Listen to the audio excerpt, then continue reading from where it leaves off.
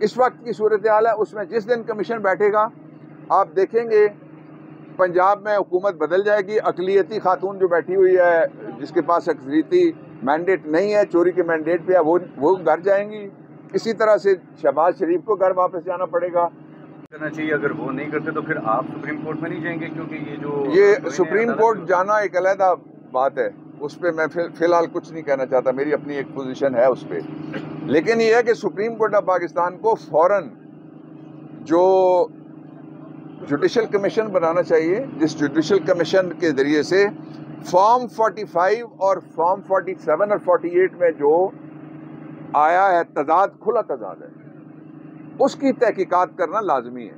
मैं इसलिए कह रहा हूं सुप्रीम कोर्ट ऑफ पाकिस्तान से कि सुप्रीम कोर्ट ऑफ पाकिस्तान ने ये पहले कमीशन कायम किया हुआ है 2013 के इलेक्शन के हवाले से।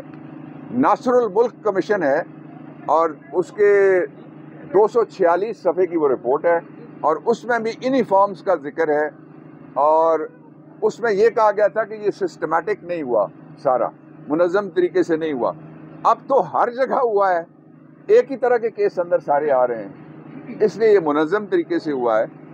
तो जो इस वक्त की सूरत हाल है, उसमें जिस दिन कमीशन बैठेगा आप देखेंगे पंजाब में हुकूमत बदल जाएगी। अकलियती खातून जो बैठी हुई है, जिसके पास अक्सरियती मैंडेट नहीं है, चोरी के मैंडेट पे है, वो घर जाएंगी।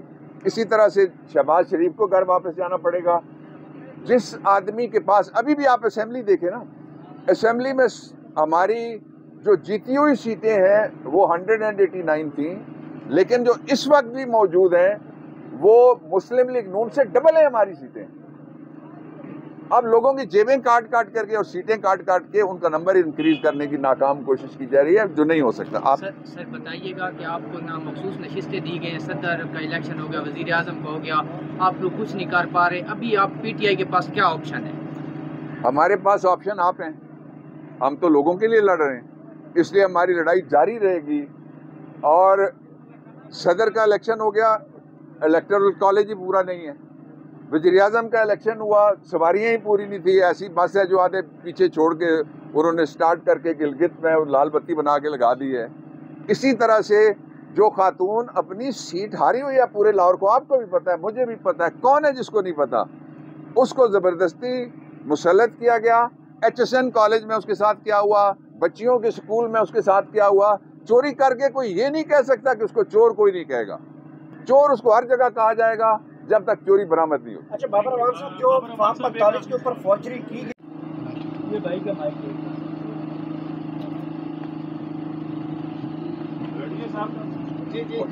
बिस्मिल्लाहिर्रहमानिर्रहीम। आज कराची का केस लगा हुआ था, कई केसेस थे, मैं उसमें PS 119 सईद की तरफ से पेश हुआ, फ़हीम भी थे, दूसरे दोस्तों के भी केस लगे हुए थे। जो एक कहने वाली बात है वो ये है कि 1.25 महीना हो गया है, 8 फरवरी के इलेक्शन को तब्दील करने की कोशिशें जारी हैं, लेकिन वो तब्दील नहीं हो सकता, इसलिए कि जो फॉर्म 45 था उसकी शक्ल में हमारे पास भी और पूरी कौम के पास, अब तो अपलोड हो गए सारी जगह से ऑलमोस्ट, वो एक इनिशियल प्रूफ आ गया है, एक इब्तदाई शहादत आ गई है कि फॉर्म 45 वो सबूत है कि पाकिस्तान तहरीक इंसाफ ने पूरा कराची जीता हुआ था। इस तनाजुर में जो शहीद का केस है उसके अंदर हमने मूव की है एक पिटीशन, जिसकी बुनियाद हमने सुप्रीम कोर्ट ऑफ पाकिस्तान का 2013 के इलेक्शन में 3 जजेस और उनको हेड कर रहे थे चीफ जस्टिस, एक कमीशन बना था, उस कमीशन के ऊपर हमने बेस करके दरख्वास्त की इलेक्शन कमीशन ऑफ पाकिस्तान से कि कमीशन बनाया जाए ताकि पता लग सके कि धांधली हुई है और कितनी हुई है और कैसे हुई है। ये इख्तियार कोई भी एग्जीक्यूटिव अथॉरिटी, जिस तरह पहले चीफ एग्जीक्यूटिव ने खत लिखा था कमीशन बनाने का, जिसकी बुनियाद पे 2014 वाला धरना ख़त्म हुआ था और सुप्रीम कोर्ट ने खुद कहा था कि आप इलेक्शन के खिलाफ कोई शिकायत हैं तो आप हमारे पास आएँ। एक सारी दुनिया में कानून का उसूल है कि नोबडी कैन बी लेफ्ट रेमेडीलेस, कि जो मजलूम फरीक होता है उसको आप अदल से या इंसाफ से महरूम नहीं कर सकते, छोड़ नहीं सकते कि अच्छा जा हमने कर लिया जो करना था, ऐसा नहीं हो सकता। और फिर पाकिस्तान एक कॉन्स्टिट्यूशनल डिस्पेंसेशन मुल्क है अल्लाह की मेहरबानी से, इसलिए इसमें तो बिल्कुल भी नहीं किया जा सकता। उस पे आरओ को आज नोटिस हुआ था रिटर्निंग ऑफिसर को, इसलिए कि उसने कहा कि जो फॉर्म पेश किए गए ये गलत हैं। उसने ज़ाहिर है जवाब देना था, जो जवाब उन्होंने नहीं दिया। वो केस नहीं चला आज बावजूद। एक दूसरा ये है कि कुछ लोगों ने जो पेशावर हाई कोर्ट की जजमेंट थी उसके खिलाफ स्टे ऑर्डर हुआ है 13 तारीख तक के लिए, बुध तक के लिए, और वो बराह रास्त तो इन्हें अदालत की या डंडे के जोर पे जो उनको हल्फ दिलवाया गया है, उसकी वजह से एक ऐसा ऑफिस, प्रेसिडेंशियल ऑफिस, जिसमें पहले ही 93 वोट्स नहीं पड़े थे, उसमें कुछ ऐसे वोट जिनके ऊपर स्टे लगा हुआ है उनको शामिल करके उस इंतखाब को मजीद मुतनाज़ा बनाया गया है। उसके साथ ही एक तरफ तो ये ड्रामा चल रहा है, दूसरी तरफ अभी तक इलेक्शन कमीशन ऑफ पाकिस्तान ने ये टोटल डिटेल भी नहीं डाली कि किस पार्टी को कितने वोट मिले। इसका मतलब ये है कि कुछ तो है जिसकी पर्दादारी है। पाकिस्तान तहरीक इंसाफ मुतालबा करती है कि फौरी तौर पे ये जितने भी रिजल्ट्स हैं कि हमने कितने वोट लिए हैं वो बरसरे आम लोगों के इल्म में लाए जाएं। वो तो पहले हफ्ते में हो जाने चाहिए थे, क्योंकि काउंटिंग मुकम्मल हो गई, कंसोलिडेशन मुकम्मल हो गई 15 दिन के अंदर, जो स्टैट्यूटरी पीरियड था।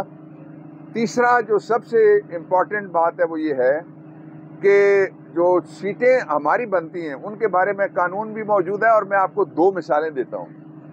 एक पार्टी ने 2018 के इलेक्शन में 2 वाक़यात हुए थे। एक ये था कि ये जो जब वो हमारे साथ होते हैं तो नून लीग वाले उनको बाप पार्टी कहते हैं और कहते हैं कि जी ये बाप का वोट है, लेकिन उनके साथ चले जाएं तो वो बलूचिस्तान अवामी पार्टी बन जाती है, फिर बाप नहीं रहता।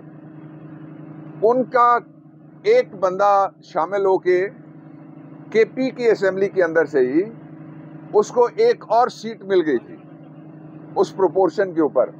ये 2018 का फैसला है। जो दूसरी है इसकी साइड वो ये है कि इस 2018 के फैसले के अलावा 2018 में एक पार्टी थी जिसको याद नहीं रहा या कोई उनकी इंतजामी गलती हो गई, जिसकी वजह से उन्होंने जो वक्त पे उनको चाहिए था कि वो दाखिल करें स्पेशल सीट के लिए कागजात, वो दाखिल नहीं कर सके। तो अदालत ने ये कहा कि इससे कोई फर्क नहीं पड़ता, जब भी सही जिसकी सीट है उसी की है, इसलिए ये उन्हीं को जानी है, और सीट दे दी गई। मतलब ये हुआ कि हमने बर वक्त जो SIC है उसमें शमूलियत इख्तियार की, बर वक्त हमने अपनी सीटें मांगी, इसके बावजूद हमको सीटें नहीं दी गई, जिसके ऊपर बहस सुन के जो पेशावर हाई कोर्ट है उसके एक लार्जर बेंच ने 5 फाजिल जजेस ने स्टे दिया हुआ है। उसका तमस्कुर बेसिकली तो अदल का मजाक उड़ाया गया है कि अदालत हमारे लिए कोई हैसियत नहीं रखती। इससे पहले आपको याद होगा कि सुप्रीम कोर्ट ऑफ पाकिस्तान ने कहा कि इलेक्शन कराओ, जो तयशुदा दिन है 90 दिन का, उसको भी कहा गया।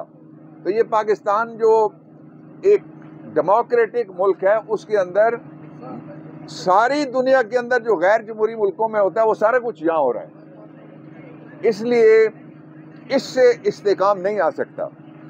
लोगों को इधर लगा के एक महंगाई का इतना बड़ा तूफान आया, सबकी चीखें निकलेंगी, हम सब की चीखें निकलेंगी। इनके बच्चे और ये जिनकी जायदादें बाहर हैं, सिवाय उनको छोड़ के जिन्होंने पाकिस्तान को चरागाह बनाया हुआ है, हर 2-4 साल बाद वो ऐसी मैनेजमेंट करते हैं कि वो आ जाते हैं इक़्तिदार में, पैसे कमाते हैं, पैसे बाहर ले जाते हैं, बाहर बैठ के खाते हैं, बाहर उनको खर्च करते हैं। वो जिन 30-30 साल से जिस मेफेयर में वो रह रहे हैं, जिस फ्लैट में और जिस अपार्टमेंट या महल में वो रह रहे हैं, वो कोई भी मानने के लिए तैयार नहीं है हमारा है, लेकिन ये नहीं बताते कि तुम किरायादार हो, तुम मालिक मकान हो, तुम्हारे नाम की लीज है, या ताजे बरतानिया ने तरस खा के तुम्हारी गरीबी और गरीबुल दियारी और गरीबुल वतनी पे ये तुम्हें गिफ्ट किया हुआ है, ये भी नहीं बताते, ना रसीदें देते हैं। तो इन हालात में जो ये ख्वाब था कि अगर पाकिस्तान में इलेक्शन होंगे, फेयर एंड फ्री होगा, नहीं हुए। फेयर एंड फ्री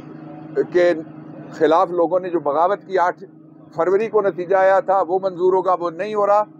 इसका मतलब ये है कि कोई ऐसा है पाकिस्तान में सिलसिला जिसके ज़रिए से ये कोशिश की जा रही है कि ये मुल्क अदम इस्तेकाम का शिकार रहे। लोग चाहते हैं इस्तेकाम हो। पाकिस्तान तहरीक-ए-इंसाफ सबसे ज़्यादा चाहती है कि इस्तेकाम हो, ताकि हम लोगों के लिए वो सारे मंसूबे जो हमारे दौर में शुरू हुए थे पब्लिक वेलफेयर के, वो दोबारा से शुरू कर सकें।